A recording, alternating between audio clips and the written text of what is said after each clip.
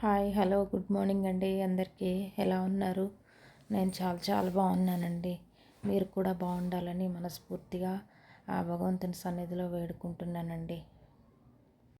ఎప్పట్లాగే ఈరోజు కూడా పూజకన్నీ సిద్ధం చేసుకుని ధూపదీప నైవేద్యాలతో నా పూజని ప్రారంభించానండి.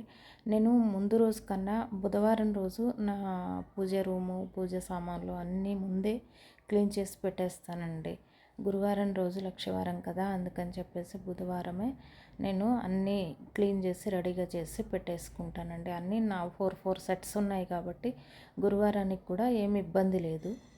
మన ప్రవచనకర్తలైన గరికపాటి వారు, జాగంటి వారు చెప్పినట్టు పువ్వులు స్త్రీలు ఎక్కడ ఉంటే అక్కడ కళకళలాడుతూ ఉంటుంది అని చెప్పిన మాట మనం ఒప్పుకొని తీరాలండి.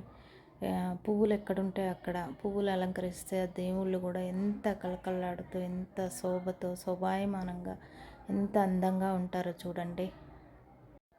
ఇంకా అమ్మవారికి ఎంతో ఇష్టమైన పాయసాన్ని ప్రసాదంగా చేశానండి.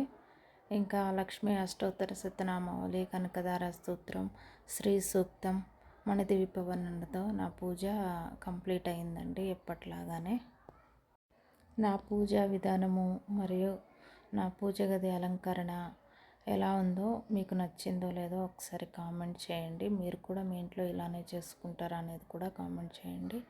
అలాగే నా మీల్ ప్లేట్ను కూడా మీకు పరిచయం చేస్తున్నాను చూడండి. కూరలు ఎక్కువ, అన్నం తక్కువ. అలానే మెంతుల మొలకలు అనేది కంపల్సరీగా మన మీల్ ప్లేట్లో చేర్చుకోండి. అలానే రోజు ఒక 5 గ్రామ్స్ ఆనియన్ అనేది కంపల్సరీగా మీ డైలీ డైట్లో చేర్చుకోండి. అది చాలా మంచిది. ఈ వీడియో కానీ మీకు ఏమైనా యూజ్ అవుతుంది అనుకుంటే please do like, share and subscribe friends.